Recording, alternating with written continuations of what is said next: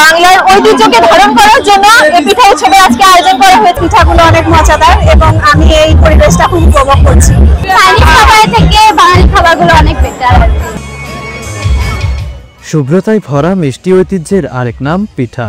এ পিঠা যেন গ্রাম বাংলার সোনালী গল্পের সাথে পরিচিত, আর তাই তো গ্রাম বাংলার সেই সব সোনালী গল্পের সাথে পরিচয় করিয়ে দিতে তারুণ্যর উৎসব উপলক্ষে বগুড়া সরকারি শাহ সুলতান কলেজ কর্তৃক আয়োজিত দিনব্যাপী অনুষ্ঠিত হয়েছে পিঠা উৎসব। সোমবার সকাল থেকে কলেজ ক্যাম্পাসে আয়োজিত এই উৎসবকে ঘিরে 20টি স্টলে প্রায় 100 রকমের পিঠার পসরা সাজিয়ে বসেন কলেজের বিভিন্ন বিভাগের শিক্ষার্থীরা। তারা বলেন, তারুণ্যর উৎসব উপলক্ষে গ্রাম বাংলার ঐতিহ্যকে ধরে রাখতেই এই আয়োজন। বাংলার ঐতিহ্যকে ধারণ করার জন্য এই পিঠা উৎসবের আজকে আয়োজন করা হয়েছে আমাদের কলেজ কর্তৃক। সেখানে আমরা আমাদের ডিপার্টমেন্টকে উপস্থাপিত করছি।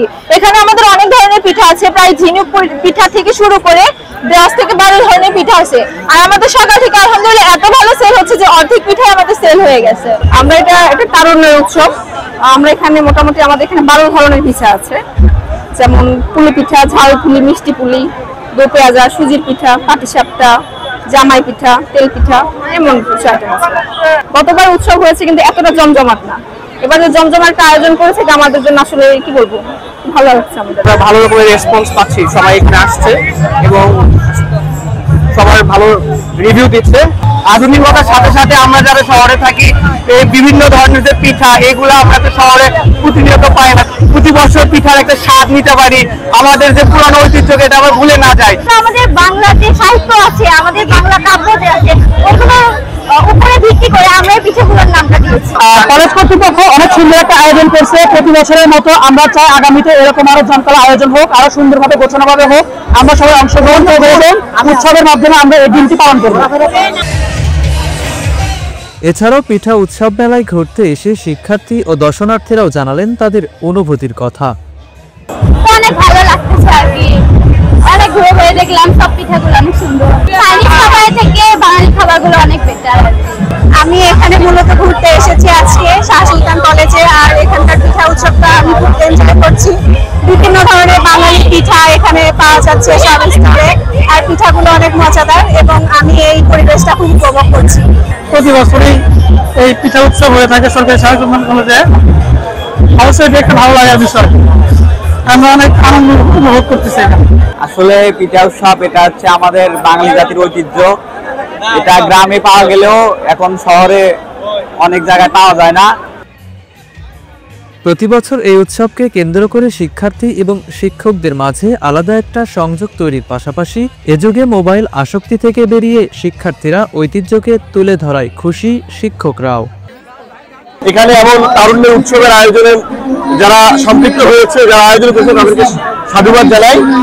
আর এর মাধ্যমে আসলে আমাদের বর্তমান প্রজন্ম যেভাবে মোবাইল আসক্তি এবং পুরোপুরি ভার্চুয়াল জগতে, তার সাথে সাথে আমরা কিন্তু এই যে গ্রাম বাংলার ঐতিহ্য পিঠা পুলি সেই সাথে যেমন পরিচিত হচ্ছে, এবং প্রতিষ্ঠানের সাথে শিক্ষার্থীদের যে একটা সংযোগ, আত্মার সংযোগ, হৃদয়ের সংযোগ, সেটা কিন্তু আয়োজনের মধ্যে আমি দেখতে পাচ্ছি।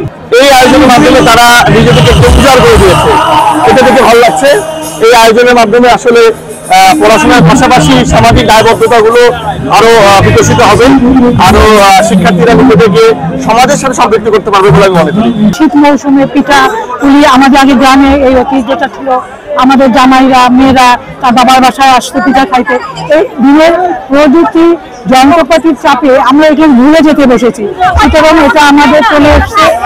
আমরা আমাদের ভবিষ্যৎ প্রজন্মের মধ্যে এই ঐতিহ্যটাকে ফিরিয়ে আনার জন্য আমরা এটা আয়োজন করেছি। বর্তমান অসুস্থ প্রজন্ম চারদিকে ছড়িয়ে পড়েছে, এই প্রজন্মকে আমাদের ঐতিহ্যগুলোকে এদের সামনে তুলে ধরার জন্য আজকের এই উৎসবের আয়োজন। আমরা এই তারুণ্য উৎসব 2025 এই আয়োজনের মাধ্যমে আমাদের যে 2024-এর যে বিপ্লব করে দ্বিতীয় স্বাধীনতা নিয়েছে আমাদের তরুণরা, তাদেরকে আমরা এই ইন্সপায়ারেশন করতে চাই যে তারাই পারবে এই দেশকে তথা গোটা বিশ্বকে একটি উন্নত এবং সুন্দর সমাজ প্রতিষ্ঠা করতে।